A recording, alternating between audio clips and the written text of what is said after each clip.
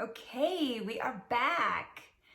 So, what's up with fasting? What is the big push about fasting, particularly if you're doing a ketogenic diet? Well, there are some pretty awesome benefits to fasting, and a lot of different ways you could do fasting. So, you've probably heard of 16-8. That's probably the most popular. It's based on Brad Pilon's book. And people do maybe like a 5 days of reduced calorie and then 2 days of bigger calories. That was one of the introductory methods of fasting. I think the Mayo Clinic did a program of that as kind of a lifestyle change.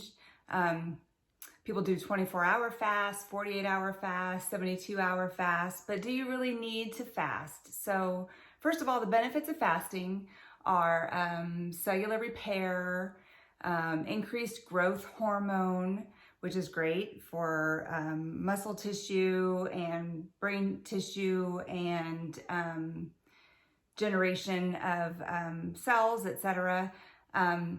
Fasting is awesome for digestive rest, especially if you've had a big weekend or a huge celebration or a big meal. It's nice to have a period of time to kind of give your digestion a break. It's also great when you're new to keto and you're looking to help your body into ketosis. It's great for that too. I would be careful of fasting, particularly if you're a woman, because it can create a stressor to your body, honestly. And I've experimented with lots of different ways to fast and did 16-8 for a long time.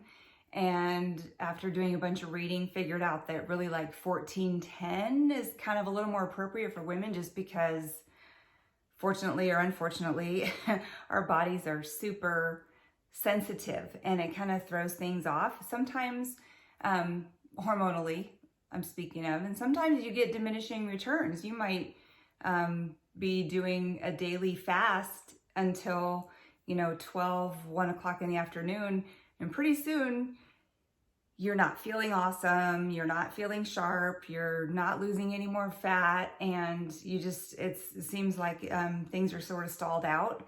That's just going too hard. So you really don't need to be pushing so much when you're doing things like this and experiments like this. I did that for a few months when I tried the carnivore plan, and it was just too hard for me. A lot of people probably do great with it. In fact, one guy I talked to a lot in one of our forums, he was doing 1 meal a day, and that was working awesome for him. But again, he was a male. He had a lot of fat to lose, and that was a really great way for him to kind of stick to the plan. So I think a lot of it is experimenting, but I would say, whenever you get into these Facebook groups or you start talking to people and fasting sort of becomes a competition, how long did you fast? Let's do a 48-hour fast and see who can stick in there.